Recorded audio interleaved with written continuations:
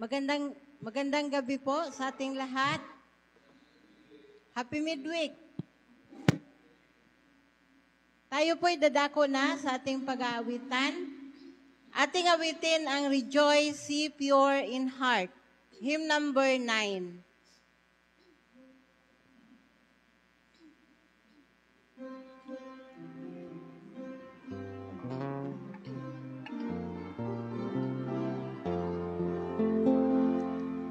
Rejoice, ye pure in heart.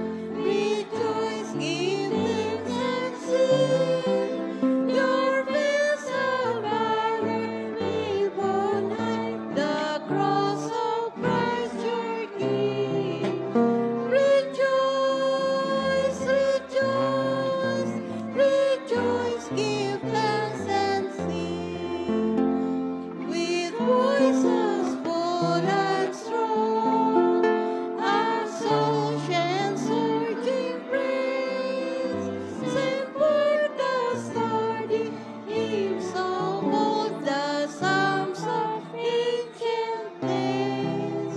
Rejoice, rejoice, rejoice, give thanks and sing. With all the angels choir, with all the saints above, pour out the strains of joy and bliss through rapture, the blessed word. Rejoice, rejoice, rejoice, give thanks and sing. Yes, all through life's long path, still chanting as we go, from youth to age, by night and day, in gladness and in woe. Rejoice, rejoice, rejoice, give thanks and sing. Him who reigns on high, the Lord whom we adore, the Father, Son, and Holy Ghost, one God forevermore. Rejoice, rejoice, rejoice, give thanks and sing. Sa pagpatuloy, tayong lahat ay tumayo at ating awitin ang To God Be the Glory. Hymn number 227.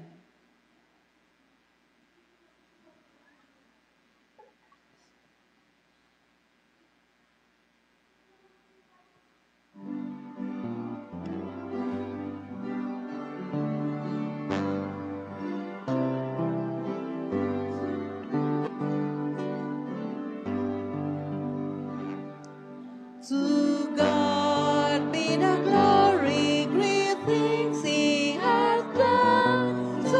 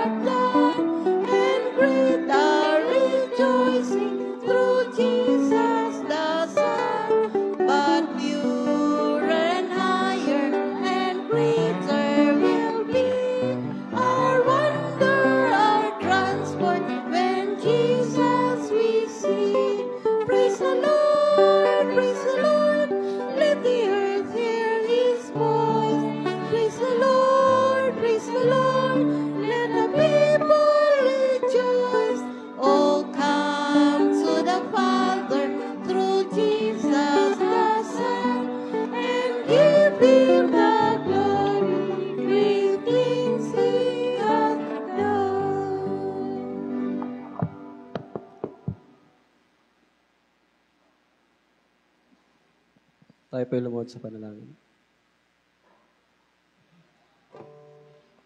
Dakila at mapagpala namin Diyos, purihin po ang inyong banal na pangalan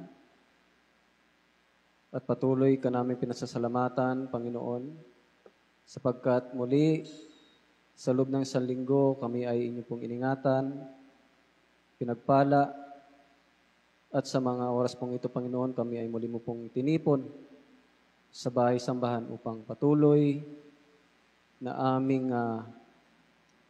ibalik ang aming mga pagpupuri at pasasalamat sa inyo pong dakilang pangalan. Panginoon, salamat po sa bawat isa na iningatan po ninyo na makarating sa dakong ito, gayon din amin pong dalangin ng iba po naming mga kapatid na ngayon ay patungo pa lamang sa dakong ito, ay patuloy po nawa na sila ay gabayan, Panginoon. Kahit namin na hindi namin makakasama sa pagsamba sa gabing ito, na sila rin, Panginoon, ay nasa kanilang mga tahanan, na patuloy na sumasamba, sumusubaybay sa Facebook Live. Bigyan din ng kagalingan ang may mga karamdaman, Panginoon, upang sa mga susunod na pagtitipon, sila po ay aming makasama. Ama, muli po sa oras na ito, tiklop-lod po kami na nagpapakumbaba sa inyo pong banal na harapan. Humihiling kami, Panginoon, na kami ay linisin, patawarin sa lahat po naming mga pagkukulang at mga pagkakasala po sa inyo. Tanggapin po nawa ang aming pagtatalaga sa mga oras na ito. Basbasan po kami upang po ang aming mga paglilingkod ay maging katanggap-tanggap po sa inyong banal na harapan. Espesyal ko pong dalangin, Panginoon, ang aming pong tagapagsalita na inyo pong pinili upang ang inyo pong mga salita, Panginoon, ay aming mapakinggan sa gabing ito. Pagpalain, Panginoon, si Elder Gary na siya magdadala, Panginoon, ng mensahe. At gayon din, Panginoon, ang inyong banal na Espiritu ay kumasi sa Kanya upang ang maririnig namin, Panginoon, ay ang tanging mga katotohanan, ang mga bagay na makalangit na magbibigay sa amin ng kagalakan at pag-asa sa aming mga pakikinig. Gayon din, Panginoon, kaming mga makikinig, tulungan kami na alisin ang mga problema, isipin na siyang magiging hadlang para kami ay makapag-focus sa pakikinig ng inyong mga mensahe. Patuloy kami, Panginoon, na buksan ang aming mga puso at isipan upang ang mga katotohanan at ang mga bagay na siyang magbibigay sa amin ng pag-asa at kaaliwan, ito ay maging pagpapala po sa bawat isa sa amin. Nawa po ang lahat po, Panginoon, sa gabing ito ay patuloy na magbigay parangal at papuri sa inyo sapagkat lubos ang inyo pong pag-ibig na aming nararanasan sa araw-araw. Salamat po, Panginoon, sa lahat po ng inyo pong pinagkaloob ng mga pagpapala sa amin, mga pag-iingat. Kaya din, Panginoon, salamat po sa pagdinig at mga pagtugon sa aming mga dalangin. Ito pong lahat ay aming iniling sa matamis na pangalan ng aming Panginoong Hesus. Amen.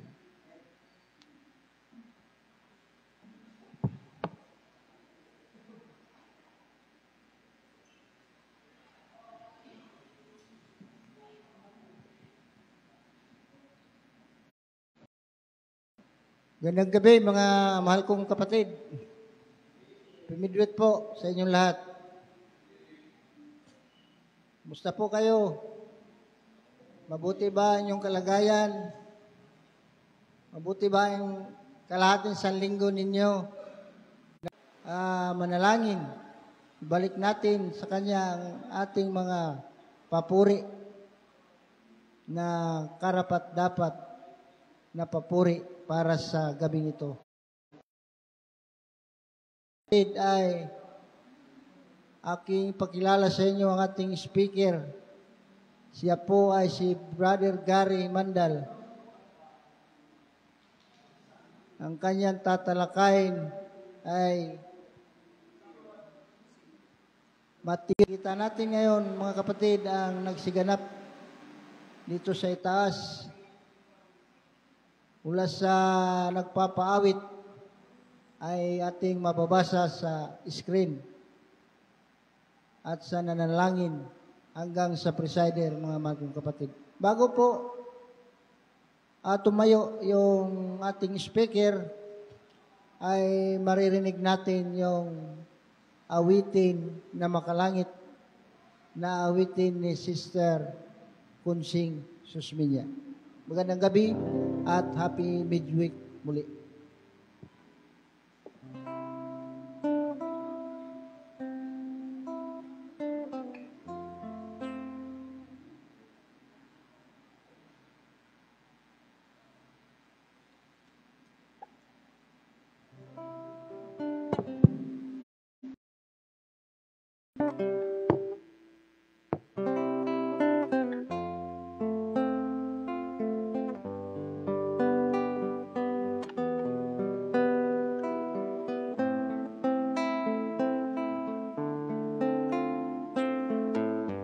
Kulay, bawat sandali karapat-dapat sambahin ka ng buong puso't isip, kaluluwa. Hayaan mong magalay lamang sa'yo, mabang ako'y magpupuri sa'yo. At wala nang ibang aking sasambahin sa tuwina. O aking Diyos, ikaw alam kong tagumpay bawat hakbangin ko. Karapat-dapat sambahin ka ng buong puso't isip at kaluluwa. Hayaan mong magalay lamang sa'yo, mabangong handog at kaaya-aya sa paningin mo.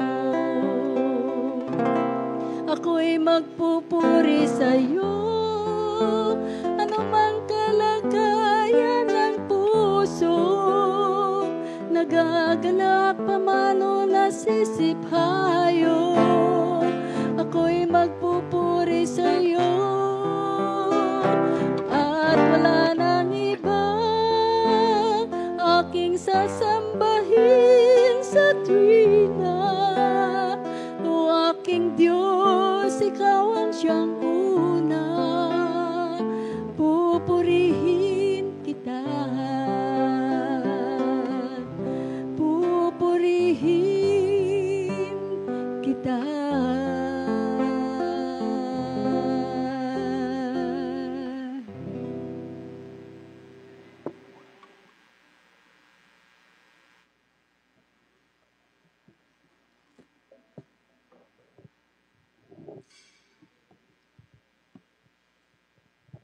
Amen mga kapatid. Magandang gabi at happy midweek sa ating lahat. Maraming salamat Sister Kunching sa inyong mensahe na patuloy na ikaw ay ginagamit ng Panginoon upang tayo ay mga aliw sa mga awiting makalangit. So, ang sabi sa awit mga kapatid ay mula sa walang kulay na buhay ay tayo ay pumunta, no? Nagkaroon ng makulay mula sa kadiliman. Mula sa kadiliman, tayo ay napunta sa kagilagilalas na kaliwanagan. Yan. So ang ating topic mga kapatid ay patuloy pa rin tayo sa ating book ni Ellen G. White. Nasa chapter 2 pa rin tayo. ang aklat na may pinamagatang Thought from the Mount of Blessing. Nasa chapter tayo na ang pamagat ay The Beatitude. So, mula ngayon mga kapatid, sa gabing ito ay mayroon na lang tayong 3 Miyerkules. Tayo ay matatapos na sa chapter 2. At ang kasunod ay chapter 3 mga kapatid, na may pinamagatang The Spirituality of the Law. Ang espiritualidad ng batas. Yun po yung kasunod natin na book, mga kapatid. Abangan natin at subaybayan natin, mga kapatid, sapagkat napakaganda no, ng ating mga topic tuwing midweek, mga kapatid. No, talagang kapakipakinabang sapagkat ang mga mensaheng ito ay talagang napapanahon. Yan. So ang ating key text ay matatagpuan sa Matthew 5, verse 10. Nang sabi rito ay mapalad ang mga pinag-uusig dahil sa katwiran, sapagkat kanila ang kaharian ng langit. Yan. So, sa English ay blessed are they which are persecuted for righteousness' sake, for theirs is the kingdom of heaven. So mapapala daw mga kapatid, no? Ang mga pinag-uusig. So nararanasan ba natin yan mga kapatid? So nararanasan natin yan mga kapatid, no? Maraming mga paraan na ginagawa ang ating kaaway. No? Ang bawat isa sa atin ay nakakaranas niyan. So ang sabi pa dito, hindi binigay ni Jesus ang kanyang mga tagasunod ang pag-asa na makamit ang makalupang kaluwalhatian at kayamanan at magkaroon ng buhay na malayo sa pagsubok. So, ang ibig sabihin mga kapatid ay hindi tayo nalalayo doon sa mga pagsubok. Talagang nararanasan natin yan mga kapatid, no? Minsan pa nga yan ay minuminuto, no? Oras-oras, araw-araw. Nararanasan natin yung mga pagsubok na yan, mga kapatid. No? Ngunit inihaharap niya sa kanila ang pribilehiyong lumakad kasama ng kanilang guro sa mga landas na pagtanggi sa sarili at kadustahan sapagkat hindi sila kinikilala sa mundo. Yan, tulad ng ating Panginoon, mga kapatid, tayo man ay nakakaranas niyan sapagkat ang ating minsan naranasan natin yung ating pinangangaral, mga kapatid, di ba? Mayroon tayong dadalhin sa crusade.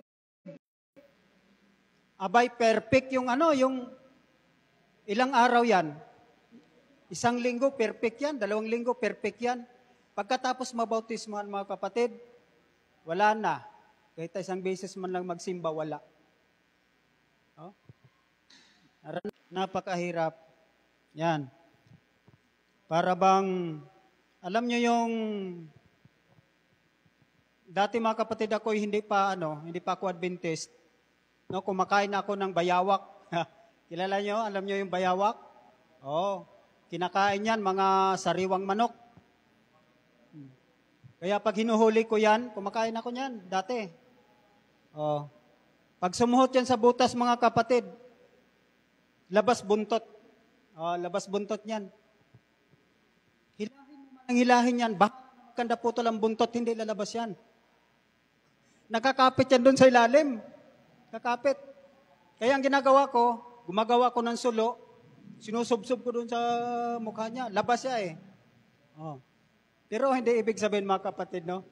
Na kapag tayo ay nag-akay ng mga tao na nais nating madala rin sa pana ng ating Panginoon Hesus, hindi naman pwede yung gano'n na pwersahan mga kapatid, no?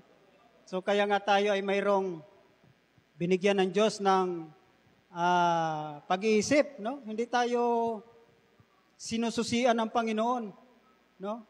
Tayo ay gagawa ng ating ayon sa ating kagustuhan, pero alin bang ating pipiliin? Yan. So, yan mga kapatid, no? Siya na naparito upang tubusin ang nawawalang daigdig ay sinalungat ng nagkakaisang puwersa ng mga kalaban ng Diyos at ng tao. Sa isang walang habag na pagsasamahan, ang masasamang tao at masasamang anghel ay naghahanda ng kanilang mga sarili laban sa prinsipe ng kapayapaan. Oh. So makikita natin yan ngayon mga kapatid, no? Na talagang matindi ang kanilang paghahanda. Oh. Talagang nakikipaglaban. Oh, wala na yung kautusan na yan. Oh. Yan yung mga nakikita natin ngayon. So yan ang isa mga kapatid, no? Sila din ay naghahanda, no? Na paghandaan nila ang pagdating ng ating Panginoong Hesus, na sila ay lumaban doon. Oh. So yun ang isa mga kapatid, no? Ang sabi pa, bagaman ang bawat salita at kilos ay humihinga ng banal na habag, ang kanyang hindi pagkakatulad sa mundo ay nagbunsod ng pinakamataas na puot dahil hindi niya binigyang pahintulot ang paggamit ng mga masasamang pagnanasa ng ating kalikasan. Pinukaw niya ang pinakamamahal na pagsamba at puot. Gayon din ang lahat na namumuhay ng may kabanalan kay Kristo Jesus sa pagitan ng katwiran at kasalanan, pag-ibig at puot, katotohanan at kasinungalingan ay may isang hindi mapipigil na labanan. Yan. So mga kapatid, no? Ano daw? So sama-sama yan. Yung paggawa ng kasalanan, no? Pagkapuot, kasinungalingan. So yan mga kapatid ang isa sa mga dahilan, no? Na mayroong sabi dito ay may mga anghel, no? May mga tao na nagsisipaghanda rin para labanan ang pagdating ng ating Panginoong Hesus. Ang katangian ng pag-uusig ay nagbabago sa panahon, ngunit ang prinsipyo, ang espiritong pinagbabatayan nito ay siya ring pumatay sa mga pinili ng Panginoon mula pa nung mga araw ni Abel. Oh. So yan mga kapatid, no? Mula sa panahon ni Abel ay nakikita na natin mga kapatid, no? Yung mga bagay na yan na paglaban sa Panginoon. Mayroon ng mga ginawang mayroon na nangyayaring patayan, di ba? Sa panahon ni Abel o sa karanasan ni Abel. Kaya ang sabi pa rito, sa makatwid, sa malayong magdulot ng kalungkutan, ang pag-uusig ay dapat magdulot ng kagalakan sa mga disipulo ni Kristo, sapagkat ito ay isang katibayan na sila ay sumusunod sa mga hakbang ng kanilang guro. Yan. Kaya ang sabi pa, bagamat hindi ipinangako ng Panginoon ang kanyang mga tao na pagkalibre sa mga pagsubok, ipinangako niya ang higit na mabuti. Sinabi niya, kung paano ang iyong mga araw, gayon ang iyong lakas. Ang aking biyaya ay sapat sa iyo, sapagkat ang aking lakas ay nagiging sakdal sa kahinaan. Yan. So kung paano daw ang ating mga araw, gayon din ang ating lakas.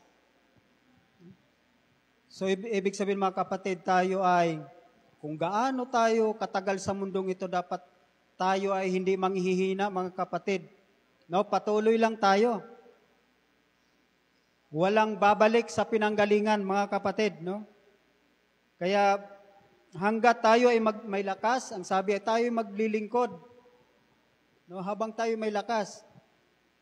Kasi kung doon na tayo maglingkod na wala na tayong lakas, doon mo na sasabihin ay maglilingkod na ako sa Panginoon. Paano? Wala na yung lakas natin. Hindi na natin makayang lumakad papuntang church. So wala na mga kapatid, no? Wala nang saysay. No? Kaya ang sabi pa sa Deuteronomy 33 verse 25, ang iyong mga halang ay nagiging bakal at tanso, at kung paano ang iyong mga karawan ay magkagayon na nawa ang iyong lakas. Yan. So ibig sabihin mga kapatid, no? Sa English ay thy shoes shall be iron and brass.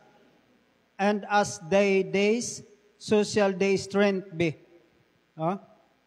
So kung ano daw kalakas yung nasa pagitan, no? Nung nakaharang sa iyo. No, tayo ay tayo ay magiging malakas, no? Na habang tayo ay nabubuhay pa, wag tayong pahina-hina, mga kapatid. No? Ang sabi sa 2 Corinto 12:9, at siya nagsabi sa akin, ang aking biyaya ay sapat na sa inyo, sapagkat ang aking kapangyarihan ay nagiging sakdal sa kahinaan. Kaya't bagkos akong magmamapuri na may malaking galak sa aking kahinaan upang mananahanawa sa Kristo. Yan. So kung ano mang may mga kahinaan tayo, mga kapatid, no? Yung mga pagsubok na dumarating sa atin. So dapat yan ay magiging kalakasan natin, mga kapatid. Kasi ang sabi kapag hindi ka Saturday, dapat bautismo ko. No, nakaranas ako ng matinding pagsubok. Kaya nasabi ko sa sarili ko, bakit ako pinabayaan? Kilala nyo na kung ano yung aking nais. Bakit ganito pang naranasan ko? No? Sa puntong yun, mga kapatid, ay nanghina ako, no? Nanghina ako. Makalaban ng pisikalan. Kasi talagang matindi ang mga kargada niya, no? So lumapit ako sa Panginoon. So pinakita sa akin ng Panginoon. Kaya ang sabi ko, yun pala. Kasi nakikita na ako ng Panginoon, nakikita din ng kaaway. So agawin ko to, kukunin ko yan kasi akin dati yan eh. Oh. So yan, mga kapatid, no? Magalak daw tayo, mga kapatid, no? Sa ating mga naranasang mga pagsubok. Yan. So ano pa ang sabi sa Romans 8:18? Sapagkat napapatunayan ko na ang pagtitiis sa panahong ito ay hindi karapat-dapat maitumbas sa kaluwatiang mahayag sa atin. Yan. So, dito natin mapatunayan, mga kapatid, no? Na ang pagtitiis sa panahong ito ay hindi karapat-dapat, mga kapatid. Sapagkat alam natin, no? Na ang ating pagtitiis ay mayroong meron tayong matatanggap, no? Na reward. Yan ang ating inaantay, mga kapatid, no? Kaya hindi tayo dapat matinag sa anumang mga nararanasan nating mga pagsubok sa ating mga buhay, no? 2 Corinto 4:17, sapagkat ang aming magaang kapighatian na sa isang sandali lamang ay siyang gumagawa sa amin ng lalot lalong bigat ng kaluwalhatiang walang hanggan. Yan, mga kapatid, no? Sapagkat ano daw? Yung ating magaang na kapighatian, no? Yung simple, napakasimple lang, no? Magaang. So saan tayo dadalhin ng mga yan kung hindi natin kayang dalhin yan, mga kapatid, na magaang lang siya. No? Naranasan natin sa pandemic pa lang, dami nang bumagsak. No? Paano pa kaya yung 7 salot kung yan ay darating, mga kapatid? Paano natin kaharapin yan? No? Kung ngayon pa lang ay laglag na tayo, paano natin kaharapin yan? No? Kaya pag dumating yung mga bagay na yan, lalo na yung 7 salot na yan, ang sabi ng Panginoon ay protektado tayo kung ngayon pa lang kaya na i-practice natin yung mga bagay na nakakapagpabagsak sa atin kung saan tayo babagsak. Kasi yung mga darating na yan, no? Sa huling panahon na yan, ay protektado tayo ng Panginoon. Hindi tayo tatablan ng mga bagay na yan, mga kapatid, no? Na 7 salot, ligtas tayo. Yan ang sinabi sa atin ng Panginoon. No? At sa huling talata, mga kapatid, no?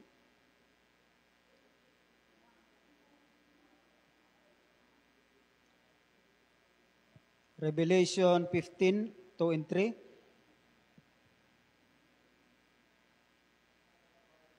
Revelation 7:14.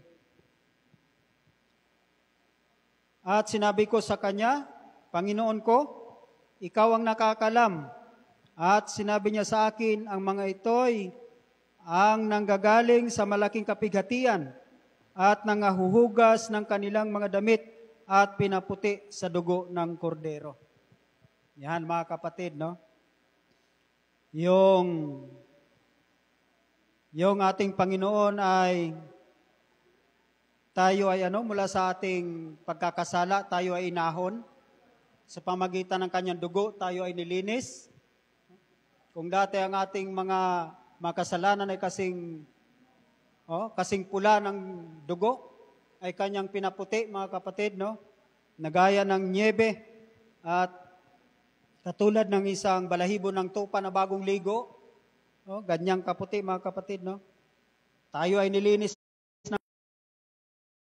At ang sabi, sila'y nasa harap ng luklukan ng Diyos at nangaglilingkod sa Kanya araw at gabi sa Kanyang templo at siyang nakaupo sa luklukan ay lulukuban sila ng Kanyang tabernakulo.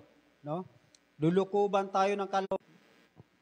Kasi ang sabi nga, ang kaaway ay mayroon ding ministro, mayroon ding iglesia.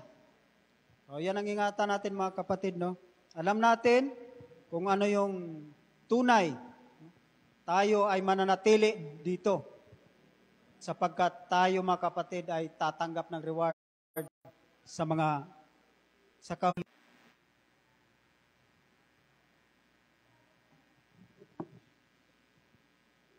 Para po sa ating prayer quiz at reflection, mga kapatid, bago po natin sabihin yung mga ipapanalangin po natin, Jerry, at din na si Brother Gary. Maraming salamat.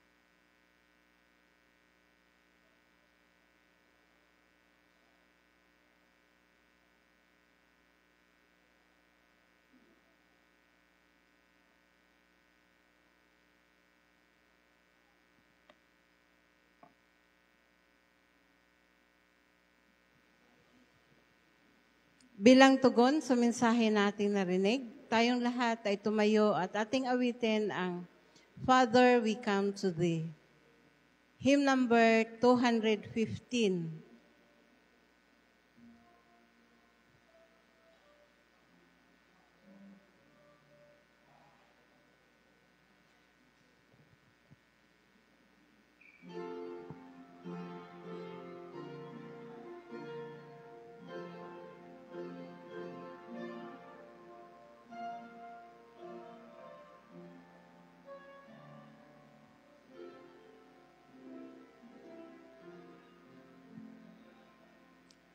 Father, we come to Thee.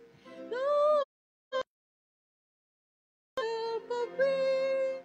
Thou wilt our refuge be. On Thee we call. Earth is but dark and drear. Without Thy from our many foes, save our earthly woes. Be Thou our souls repose in Thy.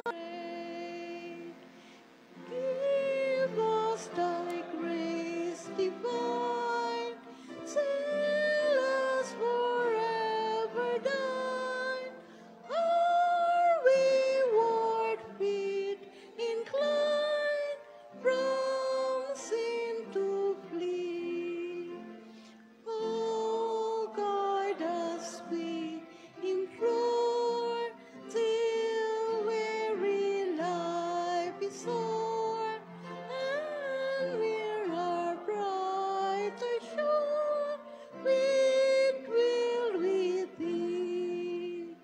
Father, we come to Thee, turn not away.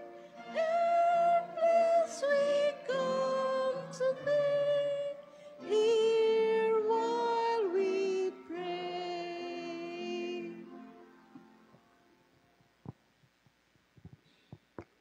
Panginoon naming Diyos, Ama naming banal, kami po ay lubos ang aming pasasalamat na sa mga oras na ito, Ama, ay daladala namin ang mga katotohanan na nagmumula sa inyo.